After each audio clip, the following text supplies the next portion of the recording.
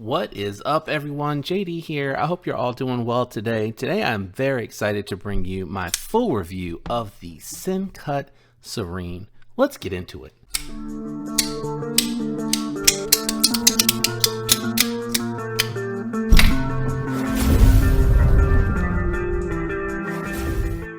All right, guys, what we're going to do today is we're going to do some size comparisons on this one. We're going to go through the profile comparison and we're going to weigh it.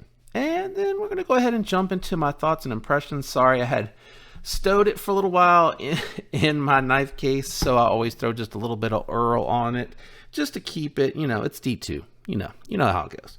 All right, let's go ahead and do some size comparisons. First, we're going to bring out the pony style, which is going to be the 3-inch, sub 3-inch, whatever you want to call it, comparison. As you can see, the Serene is definitely a full-size folder. We're also going to bring out the Civivi Praxis from its big brother company, and you can see these are very similar in size.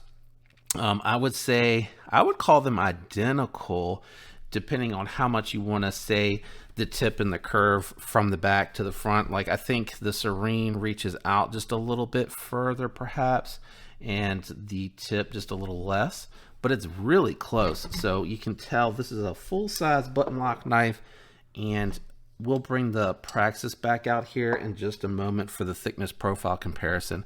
Let's do another sub 3-inch comparison just in case you're more familiar with a Para 3. So you can see that is a small knife. And then if you happen to be familiar with the Sebenza and you're more of a premium collector, but you're watching this because you like watching knife content just like me, there you go. You can see the Serene is really close in size to the Sebenza 31. Sebenza's got just a little bit more length on it. Let me go ahead and move that Para 3 out of the way, and we'll move the Sebenza 31 out of the way, and just a couple of additional comparisons. Here it is if you have a bug out and or familiar with the bug out, or perhaps you like a Mordax button lock comparison to the Serene button lock. I just thought it was definitely appropriate to bring a Mordax out here since that is one of my favorite full-size button locks to date. All right, let's do some profile comparisons. This is going to help you have an idea how thick or thin the knife is, how that'll make it feel in hand, and also in pocket. So same thickness as the Mordax. We'll go ahead and bring out the Praxis as the last profile comparison. Praxis is just going to be a little bit thicker, and that's because it's a knife that has scales riding on steel liners. All right, let me grab the scale really quick, cut this on, and we'll check the weight on this. 3.4 ounces, so coming in under 3.5 ounces for a 3.5-inch blade. I think that is fully appropriate for the knife. Let's go ahead and kick off with Ergos. This thing feels fantastic in hand. I love that they gave it just a little bit of grittiness on here. It almost feels like it was stone washed before they did the coating on the aluminum scales, and it's just locked in hand. Feels really nice, very secure, very comfortable, just really good Ergos. I might actually like this more than the Sencut Saxi. I think this just feels nicer in hand, and it has a really good feel build quality wise to it. Aluminum just to me is a big upgrade over micarta on top of steel liners. Just the solid aluminum scales feel fantastic on this knife. You do have flat scales with a reversible pocket clip. It came with a deep carry. I had extra Civivi pocket clips on here that were titanium. I threw that on there just because I thought it really complemented the look.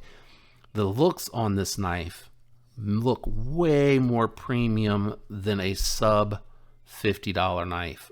This knife looks like it should be probably up over $100, being that you have the really beautiful finish on the aluminum, which gives it super clean looks. You have no liners, no hidden nested liners, really nice holes on here. I love Civivi's fasteners. They have deep heads on them so that you can get the socket in there and it's locked in secure, and it feels like it's not going to strip real easily. You got T8 going everywhere. I believe when I swapped over to this pocket clip, the hardware that came with it was also T8, but it was T6 for the factory hardware, but now it's all T8. I think my only complaint on this, because it's not my personal favorite steel, is going to be that it is D2 steel, which has phenomenal edge retention. It's going to last a long time, but it's not super tough, so it is more prone to chipping. It is going to be harder to sharpen, and it is not as corrosive resistant. I've had some D2 chip just cutting through cardboard. And I don't know if that's because it's not properly heat treated, but that's just my experience. I've had D2 that has chipped. That's the best I can say. Great blade shape on it and great finishes. I really like the finish on this. It's like a polished belt satin. Looks really good. This has a screaming sharp edge from the factory. I tested this on some paper and some cardboard, opening some packages. Woo! And that thing, I mean, D2 sharpened to a toothy edge is really going to cut really well, especially through thicker materials. It's just going to chew through it, and it feels good doing it. It feels nice and sharp. Let's jump into the deployment methods. You have a very nice flipper tab here that's very well rounded, very low profile. Sencut, Civivi, they all do a phenomenal job with their flippers. I love that they have mastered this jimping. It goes around so that you can do the light switch, or it's rounded, so if you like to push button, that's going to feel nice as well. And the toothiness of the jimping on that flipper tab going to feel phenomenal on there. You also have these thumb studs, and I swear I feel like Civivi, Sencut, someone changed their thumb studs. I like these a lot. They look very different from the ones that have like kind of the steps on the top that step up. You have the milling on the sides here. So when you go in to get that deployment, it is still gripping a little bit on that. And it's a little milled on the top, but I like the look of this. The dimensions on here, the sizing is really well done. They're very comfortable, especially if you like to reverse flick off and thumb flick off the thumb studs. The action detent on this is dialed. It feels very snappy, not too heavy and far from light. This thing, I could fidget with it nonstop. My poor wife, sitting on the sofa watching TV, I could do this all the time. She never says a word. God bless her. She's so patient. I know it's annoying. I hear it myself sometimes, and I stop and put it down. I'm like, oh my God, I've been flipping this too much. But this is definitely got some serious good sounds to it. Seriously good sounds to it.